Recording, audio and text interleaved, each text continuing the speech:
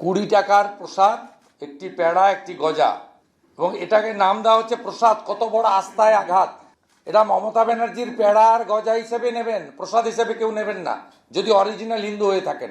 এখানে যেহেতু সরকারি চিঠি নয়, লিফলেট, দীঘা জগন্নাথ মন্দিরের পবিত্র ছবি ও প্রসাদের প্যাকেট পৌঁছে যাবে। পশ্চিমবঙ্গের সকল পরিবার এই প্রসাদ পাবেন, শুধুমাত্র দুয়ারে রেশন প্রক্রিয়ার মাধ্যমে দেওয়া হবে।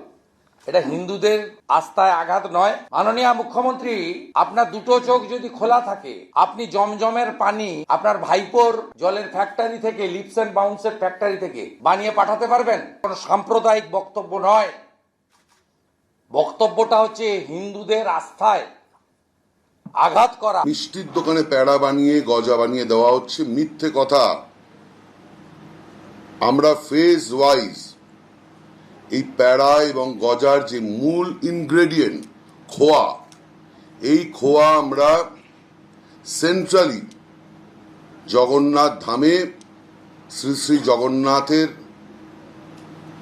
চরণে সমর্পণ করে সেটাকে মহাপ্রসাদ হিসাবে আমরা বিভিন্ন জেলায় ডিস্ট্রিবিউট করছি। সেটা কিন্তু সে যে ধর্মের মানুষই হোক, তার দেবদেবীর শ্রীচরণে সমর্পণ করে প্রসাদ হিসাবে আমরা গ্রহণ করি। তা প্যাড়া গজা কে বানাবে? প্যাড়া গজা যারা বানাতে পারে তারাই তো বানাবে।